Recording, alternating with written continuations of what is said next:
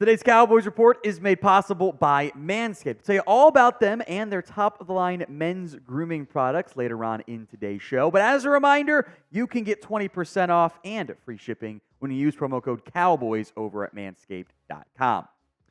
Let's go to the offseason workouts that are underway now for the Dallas Cowboys. CeeDee Lamb, as we discussed yesterday, was not present. So too, or was not present, I should say, was Micah Parsons. Now, this one is not nearly as concerning, at least to me, as the CeeDee Lamb one is, and we'll explain why here momentarily.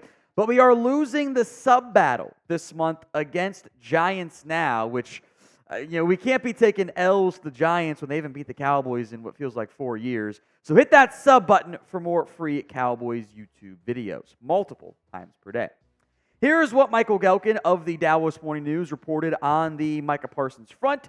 A person close to the hybrid defensive end told the Dallas Morning News that Parsons is focused on a personalized training program outside the facility while determined to prepare himself for the 2024 season in the manner he considers optimal. The same thinking saw Parsons be absent at this stage of the 2023 offseason. So this is actually not contract related. This is not about the money. This is not about Micah being eligible for an extension, not having one. It is different than the CeeDee Lamb status. That one is contract related. Look, in general, in a bubble, I would always like to have all my players there for off-season workouts because I just think that's generally a good thing. I will make note, though, there's not really much coaching they can do right now. So the whole new defensive coordinator angle, I'm not as worried about, and I would trust that Zimmer and Micah have already talked and discussed the plan, and they're all in agreement on that front. I do trust Micah to be ready to go because this is what he did last year. He did not come to off-season workouts. He did his on-his-own training program thing, meeting with other former great defensive players to work on pass rush moves, and Mike had a pretty damn good year again. Again, this is the same guy that's fourth in most sacks in the first 3 years of his NFL career. So I would anticipate a big season from Micah Parsons, and frankly, I think he's gotten better each year, at least as a pass rusher. Still more things to get better at, but I do like the direction that Micah is currently trending on. So I would have preferred him to be there. I'm not nearly as anxious about it as I am the CeeDee Lamb situation, which we've, of course, broken down previously. So do you care that Micah is not at the voluntary workouts? Y for yes, N for no. It is today's pinned comment. So if the ad comes on YouTube, take advantage of it. Head down there, Y or N. Let's move to free agency, then we'll talk draft. Oh, by the way, Dak Prescott is at voluntary workouts, which the quarterback leader did the quarterback leader thing. Whom some among us could have seen that one coming.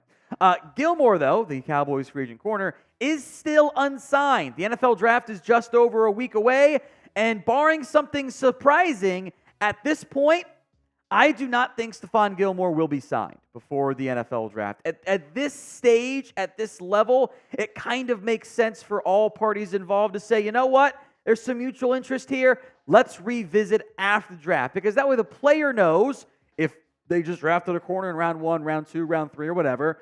And the team knows, yeah, we still need a starter. Or now we're good. What players and teams, to an extent as well, don't want to do is sign, 2 weeks before the draft, a month before the draft, and then that team spends the same premium pick on that position. And now the veteran's kind of forced out a bit, and he's going to lose on longer-term, earnings, potentially, of course.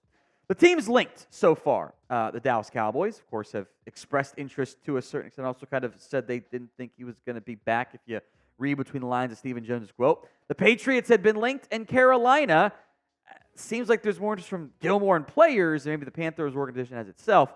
Simply put, Gilmore's market has not been great. And the quarterback market in general has been very quiet. Xavier Howard is still unsigned as well.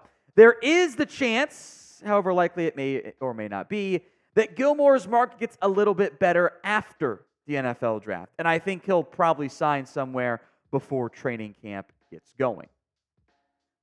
Call them what you want, knee knockers, golden nuggets, thigh slappers, whatever. Our friends over at Manscaped refer to them as the boys. I have a 2.5-year-old daughter, but I'm also responsible for the 2 boys below my waist. When your little guys have more hair than they need, trust Manscaped for all your grooming dreams. Go to manscaped.com and use promo code COWBOYS for 20% off and free shipping. Every man knows how scary it can sometimes get when you need that close shave below the waist. That's why I trust Manscaped for all my sensitive areas. They have introduced the Lawnmower family, the Lawnmower 3.0 Plus, the 4.0 Pro, and the 5.0 Ultra. That's 3 different ball trimmers, because boys need love as well. Each trimmer is equipped with skin-safe technology, an LED spotlight, and unique features for different grooming needs. Oh, by the way, they are waterproof, because I think that is the best spot to do your below-the-waist shaving anyway. This right here, folks, is the cutting edge of cutting pubes. Upgrade your ball trimmer, and your life will follow. Get 20% off and free shipping with code COWBOYS over at manscaped.com. That's 20% off and free shipping with code COWBOYS at manscaped.com. For the best of your boys that have ever looked, trust Manscaped. Back to Stephon Gilmore. We talk about them boys instead of the boys. Gilmore, I thought, played pretty well. Now, I will say, and this becomes a bigger concern each and every single year, the signs of regression are there. The athletic ability is not what it was in its prime. That half step, so at times it felt like a full step, was lost. Specifically, I think showed up when he had to cover crossing routes. Having to carry a guy across the formation, across the field, I didn't think was that great. But on the outside, with a highly intelligent football player, elite football IQ, yeah, those crafty vets know how to survive in the NFL. Now, also remember, Stephon Gilmore had that torn labrum that he played through down the stretch this year. He had shoulder surgery. That might be another factor in why he's been a little bit slow to find a market. Maybe everyone involved wants him to get fully healthy. I would not be opposed, though, to the Cowboys bringing back Stephon Gilmore. And of all the spots that, the whole, run it back thing this team is doing for some weird reason, the spot that made the most sense was corner. Diggs, Bland, Lewis, and Gilmore. That is a quality quad at the cornerback spot. You've got a couple guys that can play on the inside, a couple guys that can play on the outside. I think you feel pretty good about that room.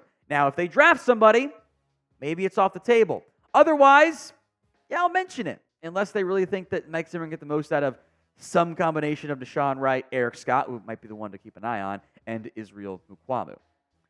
So do you want to bring back Stephon Gilmore? S for sign or P for pass? Go ahead and sound off for me in the comments section right now.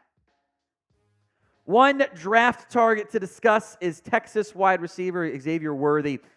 Peter Schrager of NFL.com, and is hopefully more accurate than last year's mock draft, at least for him. He only had a couple picks right.